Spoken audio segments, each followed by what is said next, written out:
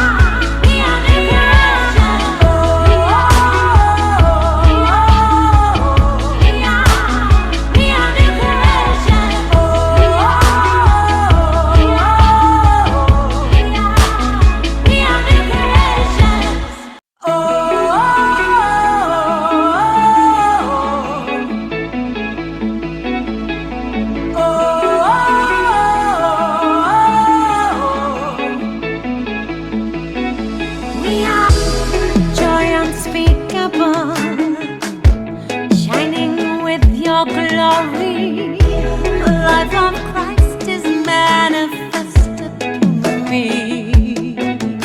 Peuple de Dieu, bonjour. Nous remercions le Seigneur pour cette opportunité que Dieu nous donne. J'espère que vous allez bien. J'espère que tout va bien. La prière, le moment de jeûne et prière, et que vous le passez bien. J'espère que chacun de vous est engagé et vraiment Dieu le voit à la brèche en train de prier, d'intercéder pour soi-même, pour l'Église, pour aussi d'autres personnes qui sont dans les besoins, qui nous les demandent. Que Dieu vous bénisse abondamment. Comme vous le savez, nous sommes dans le mois de mars où nous sommes en train de parler des services et le ministère, n'est-ce pas, dans l'Église. Et cette semaine, le Seigneur nous a parlé sur la loyauté et nous continuons avec ça. Aujourd'hui, nous parlons sur la loyauté et la déloyauté dans l'Église. Sans plus tarder, on va nous lire 1 Samuel, chapitre 18, le verset 1 à 5. David avait achevé de parler à Saul. Et dès lors, l'âme de Jonathan fut attachée à l'âme de David, et Jonathan l'aima comme son âme. Ce même jour, Saul retint David, et ne le laissa pas retourner dans la maison de son père. Jonathan fit alliance avec David parce qu'il l'aimait comme son âme. Il ôta le manteau qu'il portait pour le donner à David, et il lui donna ses vêtements, même son épée, son arc et sa ceinture. David allait et réussissait partout où l'envoyait Saul. Il fut mis par Saul à la tête des gens de guerre, et il plaisait à tout le peuple, même aux serviteurs de Saul.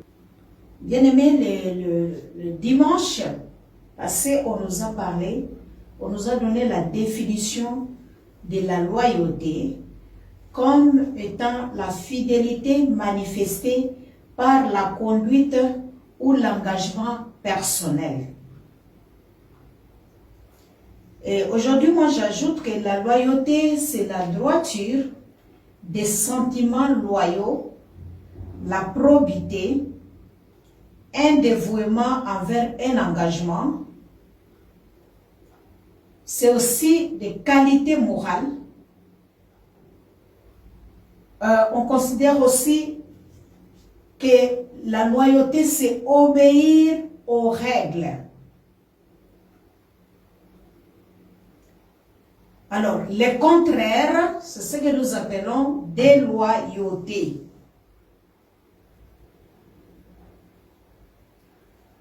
Et la déloyauté, ce n'est pas si facile, bien aimé, à découvrir. Mais il y a des signes qui nous montrent que la personne est déloyale. C'est de cette façon-là que nous pouvons découvrir la déloyauté en observant, en ayant l'esprit de discernement. Donc, dans le comportement de la personne, dans les attitudes et dans les langages de la personne.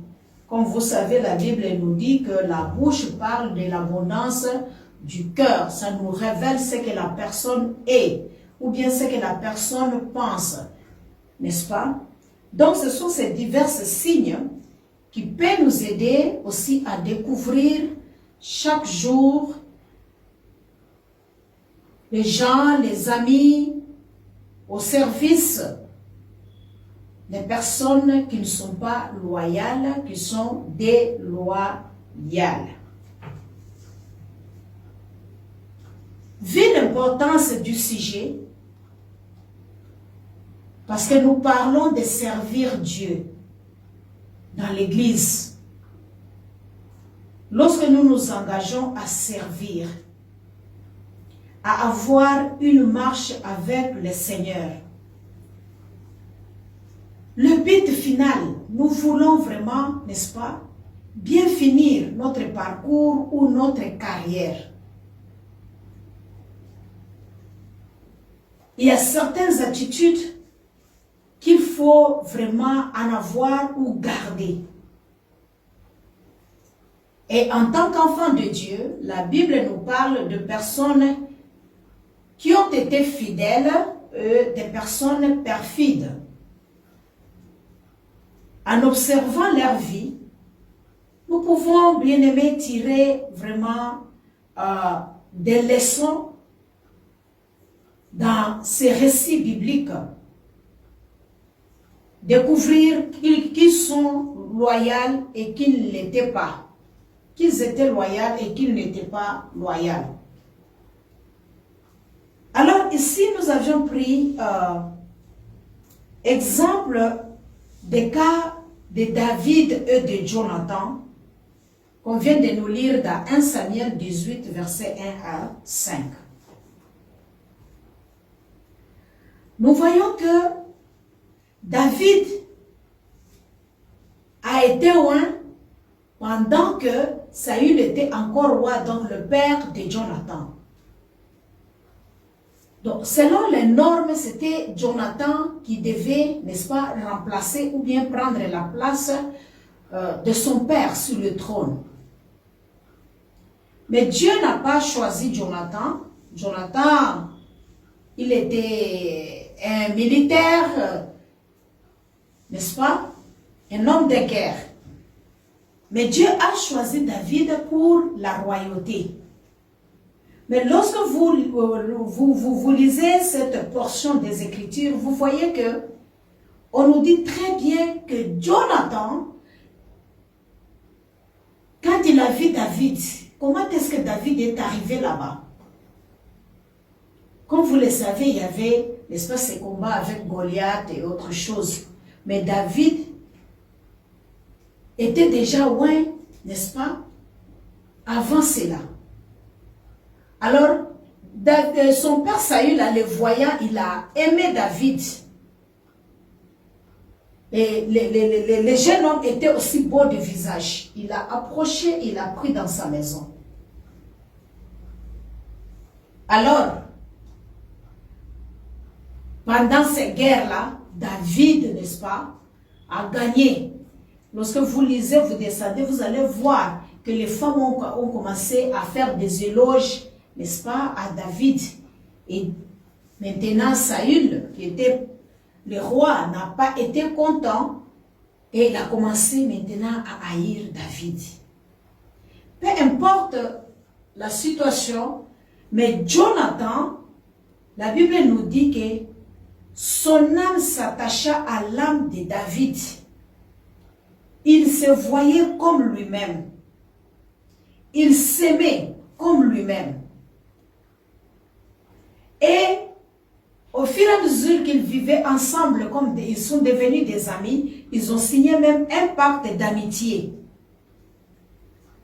Alors nous voyons que Jonathan a soutenu David pour accomplir sa mission avec succès.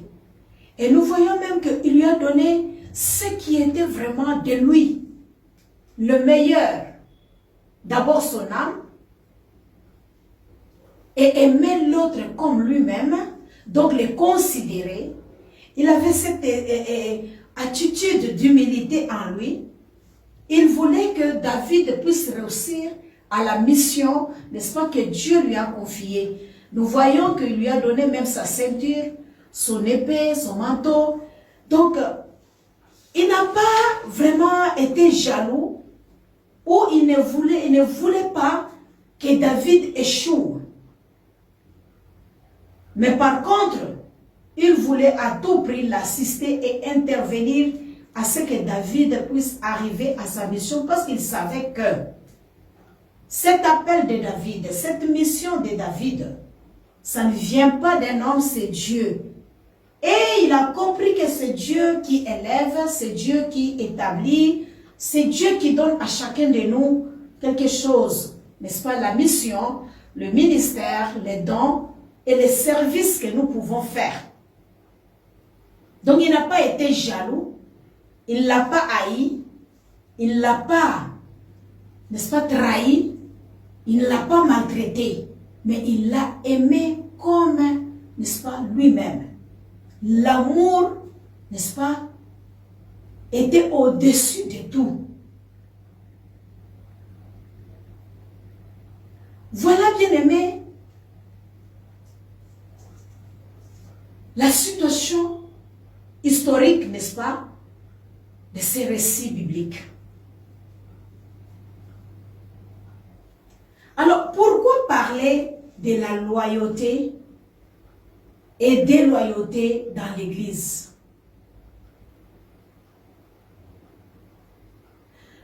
Comme nous venons de le voir, c'est très important et très capital pour que nous puissions comprendre que chacun de nous a été appelé et chacun de nous a une mission et nous devons nous soutenir mutuellement pour que c'est la mission que Dieu a confiée à l'Église dont nous sommes des pierres vivantes, que chacun de nous puisse exercer de façon que nous puissions accomplir notre mission. Et cela est vrai même dans la société, ce n'est pas seulement dans l'église. Même là où tu travailles, il y a une mission, il y a un budget, un objectif que la société est en train de poursuivre.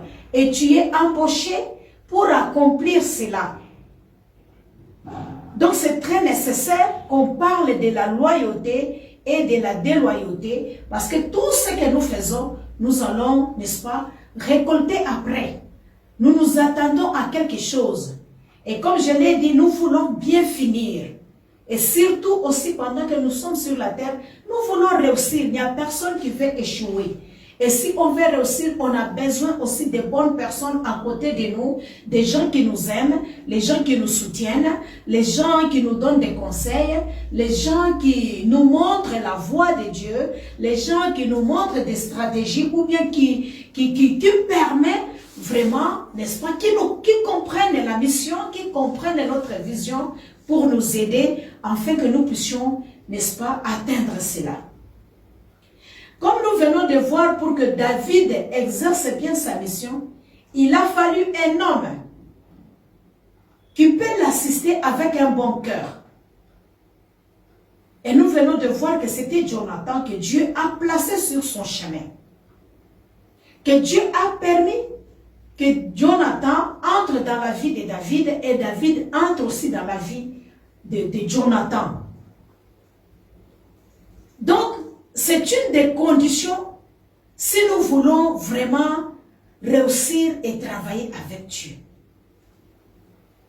Et pour exercer dans l'église, parce que nous parlons de l'église, la loyauté est une des premières conditions pour exercer un ministère, un travail de Dieu. 1 Corinthiens chapitre 4, le verset 2. Du reste, ce qu'on demande des dispensateurs, c'est que chacun soit trouvé fidèle. Pour moi, il m'importe fort peu d'être jugé par vous ou par un tribunal humain. Je ne me juge pas non plus moi-même, car je ne me sens coupable de rien. Donc ça, c'est l'apôtre Paul qui est en train de parler, qu'il ne se sent pas coupable et les hommes ne peuvent pas les juger parce que ce qu'il fait lui vient de Dieu. C'est Dieu qui l'appelle, c'est Dieu qui l'établit. Mais il dit une chose qui est vraie en tant que serviteur, que ce qui est des dispensateurs, il faut qu'ils accomplissent fidèlement, n'est-ce pas, leur tâche qui leur a été confiée. Donc voilà les conditions pour servir Dieu. Il faut qu'on soit fidèle, qu'on soit loyal. N'est-ce pas? Je pense que nous avions compris la définition de la loyauté. On nous a dit la fidélité manifestée par la conduite ou l'engagement personnel. Et nous avons dit aussi que c'est la droiture des sentiments loyaux. C'est la probité, un dévouement envers un engagement. C'est une des qualités meilleures lorsqu'on obéit, n'est-ce pas, aux règles. Lorsque nous disons que nous sommes disciples, nous devons vraiment être fidèles. Nous devons servir Dieu dans la loyauté. Deuxième point, pourquoi nous parlons de la loyauté dans l'Église? Lorsqu'il n'y a pas de fidélité, il y a la déloyauté qui s'installe, c'est la méchanceté, l'envie, la haine, la comparaison, la jalousie. Et si nous observons ces vices, nous voyons que c'est la destruction, n'est-ce pas?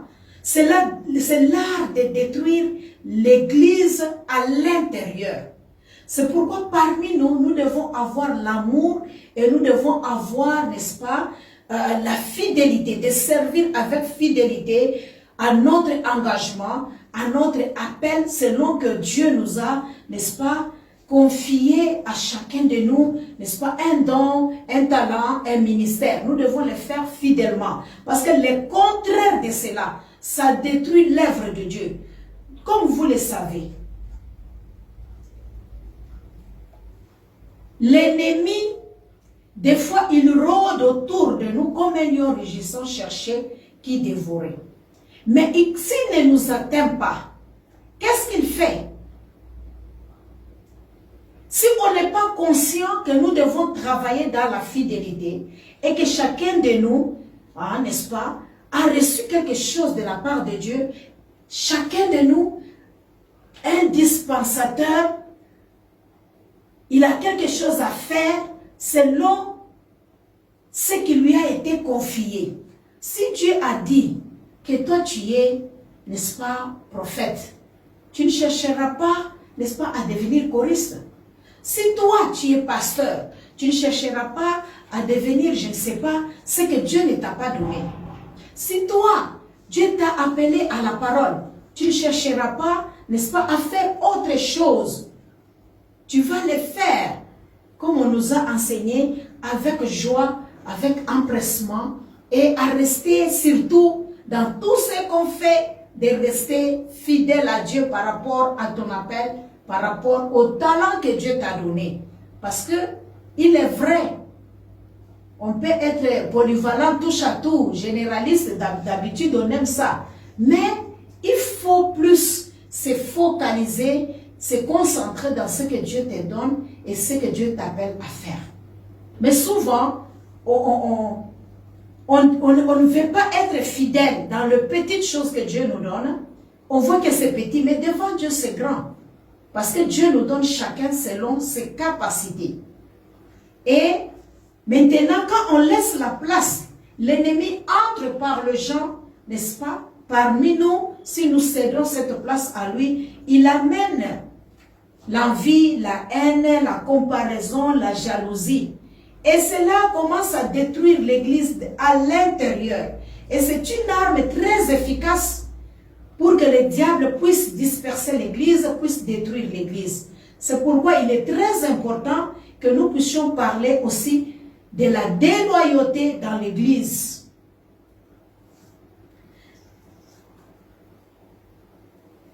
Alors, Jean 14, verset 30.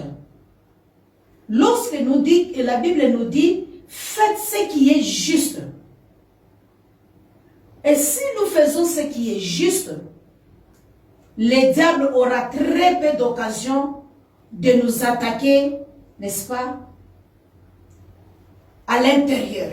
Parce que s'il ne nous attaque pas, n'est-ce pas, de l'extérieur, il nous attaque de l'extérieur, c'est plus facile de détecter et de fuir, n'est-ce pas? La Bible dit résister au diable et il fuira loin de vous. Parce que nous voyons comment il vient, nous voyons comment il agit et on fuit, n'est-ce pas?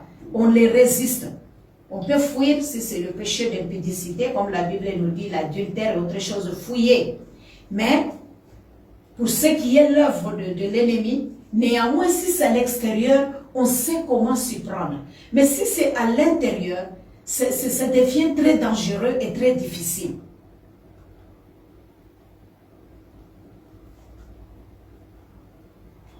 Et c'est ça son arme.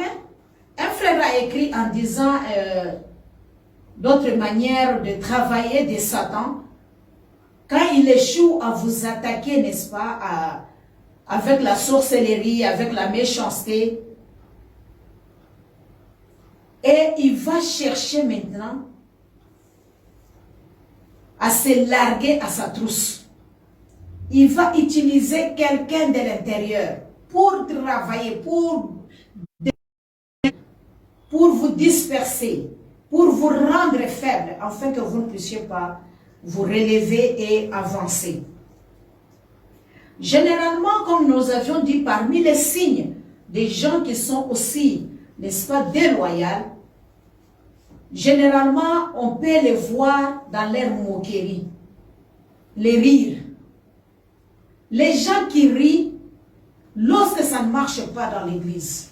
Les gens disaient ces passages, ces chapitres, même chapitre 19, chapitre 20, vous allez voir que Jonathan, chaque fois même son père faisait des complots ou bien il organisait des choses pour chercher à mettre la main sur David. Jonathan lui disait toujours, fais attention. C'est arrivé, il y a quelque chose qu'on est en train de comploter pour toi. Ce qui n'est pas, n'est-ce pas, facile à découvrir dans les gens déloyaux. Vous faites quelque chose, ou bien il y a quelque chose qui ne marche pas, et il est là en train de rire, il faut faire attention. Mais la Bible dit, s'il y a une telle personne, il faut l'éloigner. Parce que il ne va pas vous aider à réussir. Il veut à tout prix que vous échouez. C'est pourquoi il se moque de vous. Il veut que vous échouez pour qu'il ait l'occasion de rire davantage, de parler davantage. Jésus-Christ dit, celui qui n'est pas avec moi est contre moi. Si quelqu'un n'est pas avec toi dans ce que tu es en train de faire, tu lui dis, voici, ma soeur, je vais faire telle chose. Chaque jour, ce sont des excuses. Non, je ne viens pas à cause. Non, des justifications. Tu es malade, la personne ne vient pas. Tu es éprouvé, la personne tu ne le vois pas.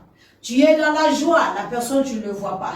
Tu es en train de creuser un trou, la personne ne peut pas te mettre la main, ne peut pas t'aider. Tu es en train, bien aimé, de chercher, tu es en difficulté, les conseils, la personne ne peut pas te dire. Mais toi, tu partages tout. C'est Jésus-Christ qui dit lui-même, si tu n'es pas avec moi, tu es contre moi. C'est biblique. On fait des rencontres dans un groupe dans l'église. Toi, c'est toujours des excuses. Qu'on les fasse la nuit, oh la nuit, moi je ne peux pas. Qu'on les fasse la journée, oh moi je suis occupé. Qu'on les fasse le week-end, oh moi je vais me reposer. Mais finalement, c'est lui qui n'est pas avec nous et contre nous. Et ça, ce sont des signes de gens qui sont déloyaux. Et il dit, Jésus-Christ, que si tu n'assembles pas avec moi, tu es contre moi. Allons dans l'évangélisation. Toi, tu ne peux pas. Non, non, non, non, non. Moi, l'évangélisation, là, on va me tuer, je ne peux pas. Ok, visite alors les gens pour montrer que tu es avec nous. Va visiter les gens. Fais ceci parce que c'est le travail que nous faisons en groupe. Invitons les gens à l'église. Toi, tu viens toujours toi-même. Moi, je ne peux pas amener quelqu'un à l'église. Participe au travail que nous faisons. Non, non, non, non, non. Moi, j'ai mon église. J'attends quand mon église va commencer ici pour aller faire.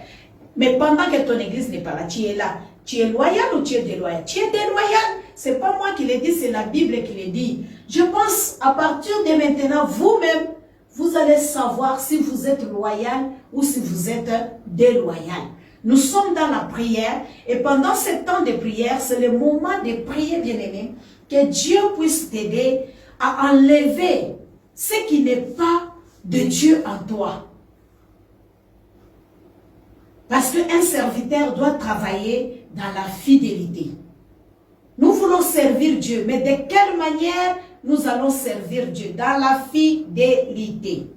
Troisième point, pourquoi nous parlons de la loyauté et déloyauté dans l'Église. Nous en parlons parce que l'Église doit être remplie de l'amour. Elle est censée, n'est-ce pas, fonctionner grâce à l'amour, à l'amitié et au travail, n'est-ce pas? Le travail d'équipe. Maintenant, quand nous vivons sans amour, pendant qu'on est ensemble, il y a des secrets qu'on ne peut pas montrer. C'est comme je l'ai dit encore dimanche, n'est-ce pas? On accouche, on cache. On se marie, on cache. On voyage, on cache. On fait le fait que les autres ne connaissent pas, on cache. Mais tout ça là, est-ce qu'on est ensemble? Est-ce qu'on a l'amour?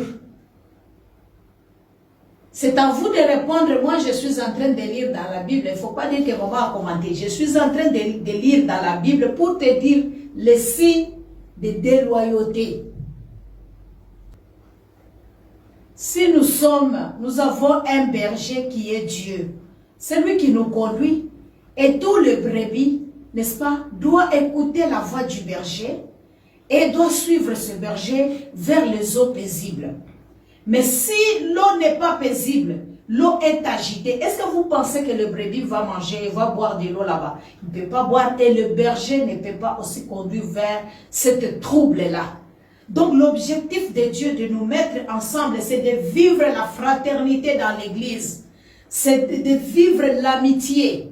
Nous voyons l'amitié de Jonathan et de David. Parce que des fois,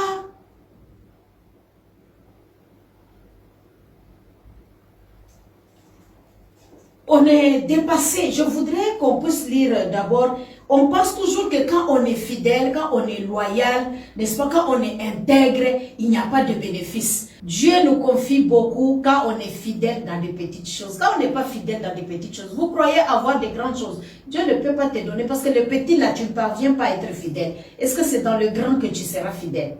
Dieu ne peut pas se renier. Ce qu'il dit comme parole là, il est fidèle à ça et il accomplit. Il ne peut pas se renier lui-même. Si lui, il est fidèle, si nous sommes infidèles, mais lui, il reste fidèle. Donc nous devons être fidèles pour que notre foi et notre intégrité soient récompensées et soient honorées aussi. Lorsqu'on reste fidèle jusqu'à la fin, on aura cette couronne de vie. Il ne faut pas que la couronne de vie soit corrompue, soit ôtée à cause de notre infidélité, la déloyauté. Si Dieu nous demande de donner l'amour à nos prochains, qu'est-ce que vous pouvez donner aux gens? Pourquoi on doit être si méchant de donner la mauvaise chose aux gens avec qui on vit? Je ne sais pas, tu veux servir le Seigneur. Quel est l'héritage spirituel que tu désires offrir aux autres si ce n'est pas l'amour? Si ce n'est pas l'amitié? Et comment est-ce qu'on peut dire qu'on est amis? Comment est-ce qu'on peut dire qu'on est frères et sœurs pendant que on fait des choses qui ne sont pas vraiment correctes devant le Seigneur? Quatrième point, pourquoi nous parlons de la loyauté dans l'Église pour avoir un ministère qui dure.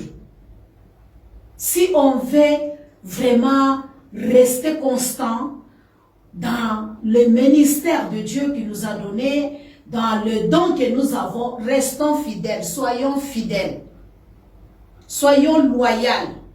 Tu veux rester longtemps au service qu'on t'a engagé, reste loyal aux objectifs, à la mission, n'est-ce pas, de ton entreprise. Tu veux rester dans l'amitié avec quelqu'un longtemps possible, reste loyal. Jonathan et David sont restés jusqu'à ce que David et Jonathan est mort. Jonathan est mort avant David. Et David n'a pas oublié la famille de Jonathan à cause du comportement de quoi? De l'attitude, n'est-ce pas, de la fidélité, de la loyauté de Jonathan envers David. Vous allez vous rappeler de Mephibosheth. Il était vraiment, n'est-ce pas, un handicapé. Préfet de jambes, il ne pouvait pas se lever. Et les règles à cette époque-là, un infirme, un boiteux ne peut pas manger à la table du roi.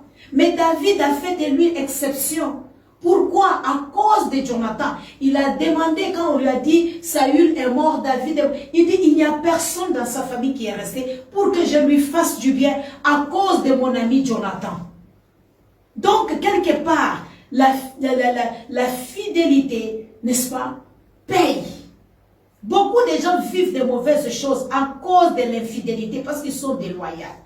Et si nous voulons aussi que nos ministères durent, soyons loyaux envers Dieu, soyons loyaux envers les hommes, soyons loyaux envers les gens avec qui nous vivons. Aujourd'hui, tu vas dire, je m'en fous.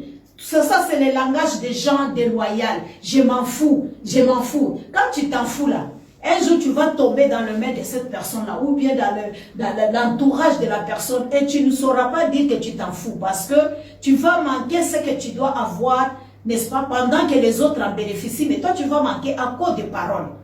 Il faut éviter parce qu'on est déloyal.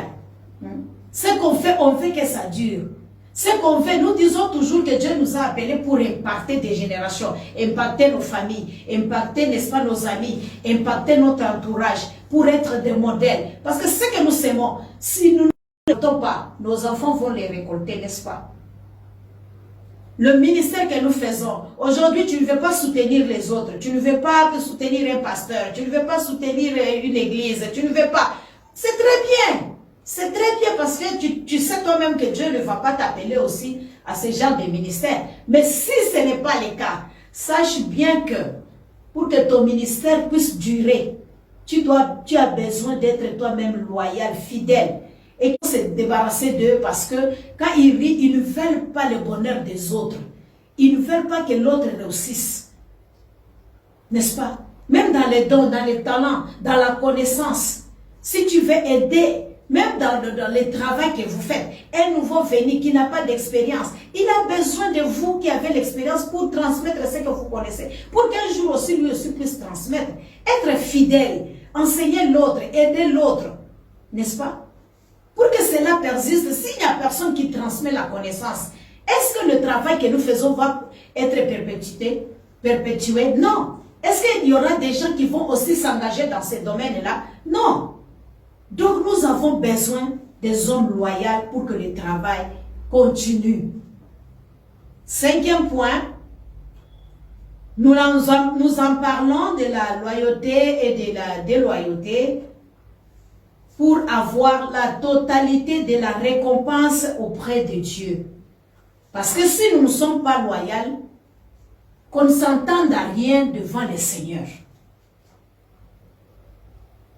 Alors,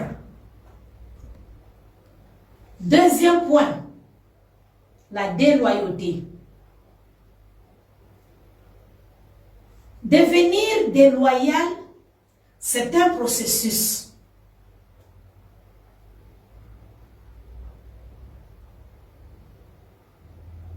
Et vous allez voir que lorsque vous vivez, les personnes déloyales ont un esprit indépendant, esprit d'indépendance. Ils veulent être indépendants.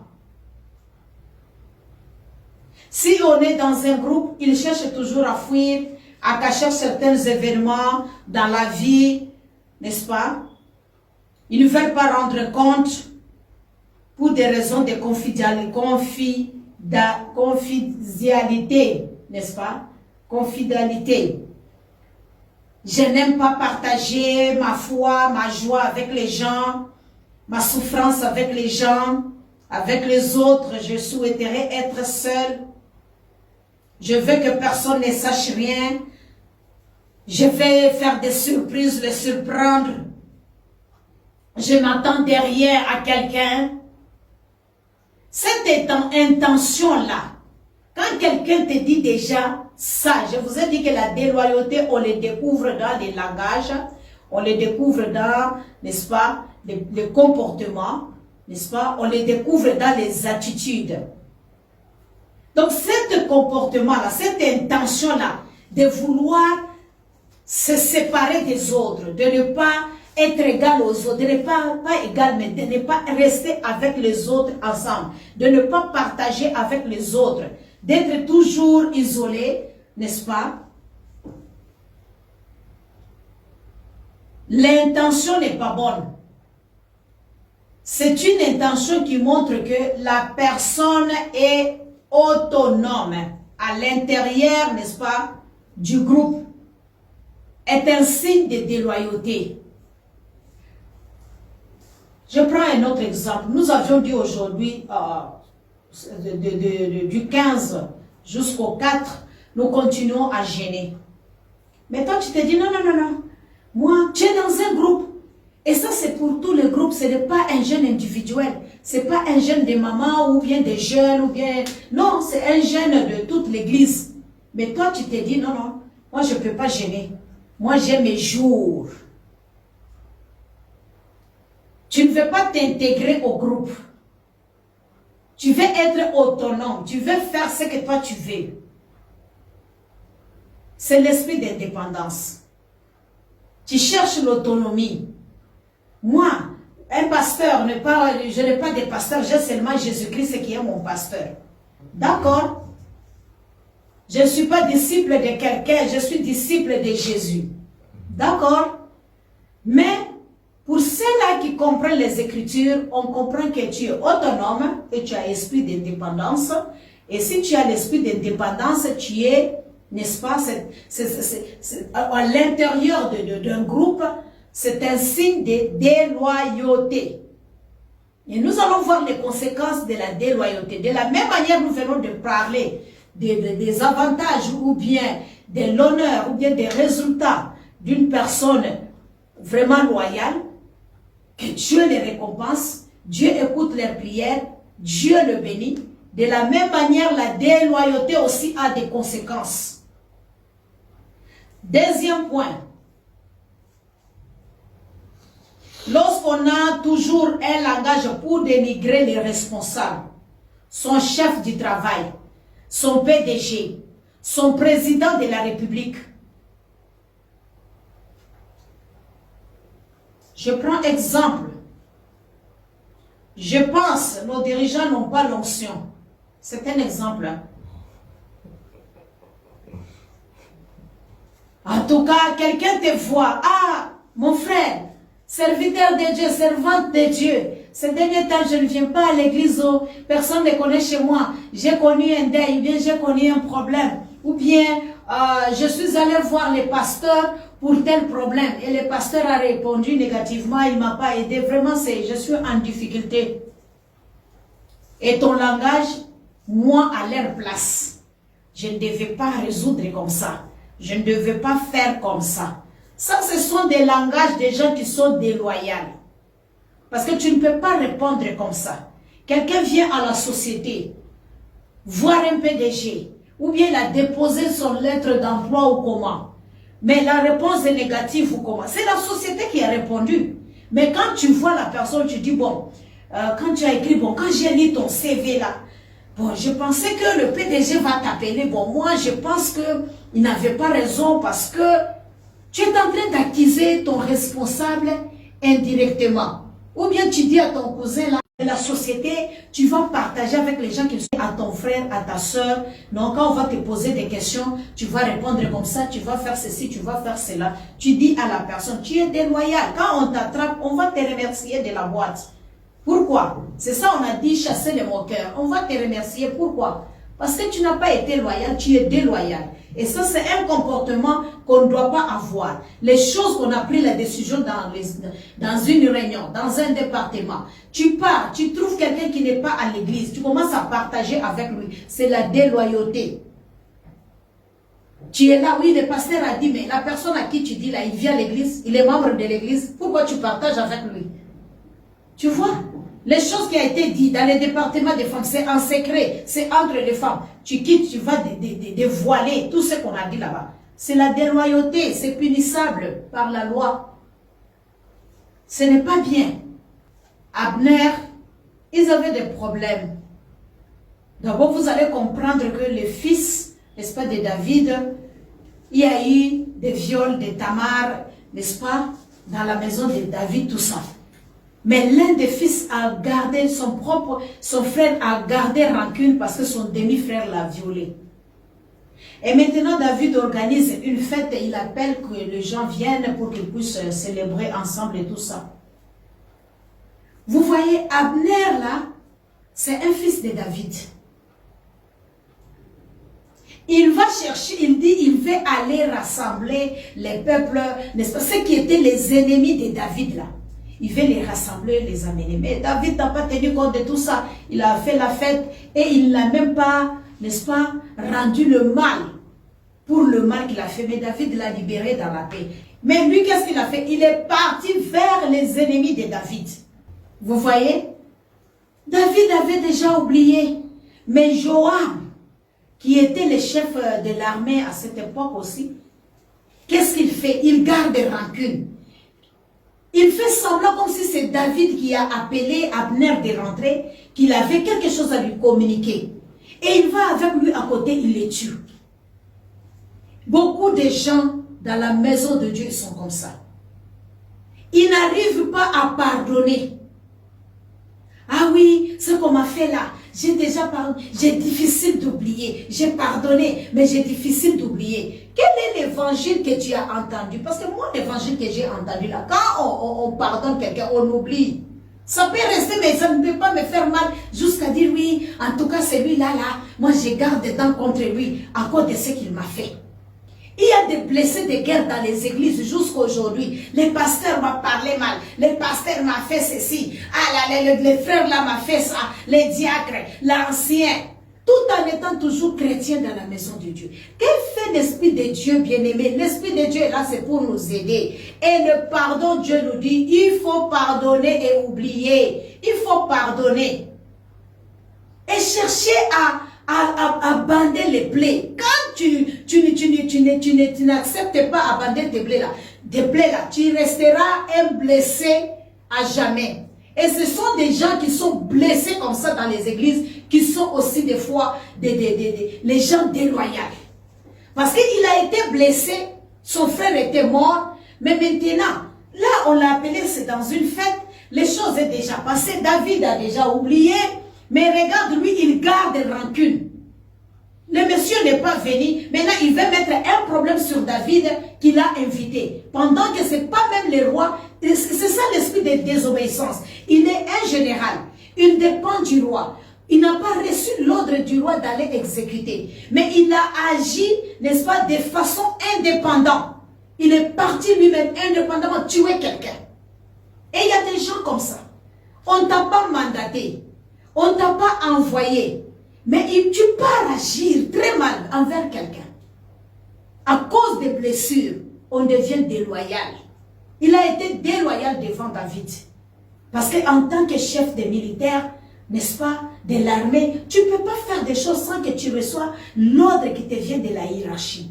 Et il y a aussi des chrétiens comme ça dans l'église. Le fait qu'ils ont reçu le Saint-Esprit là, le fait qu'ils ont des dons, ils agissent indépendamment, n'est-ce pas, de la congrégation, indépendamment de l'église, indépendamment de responsable.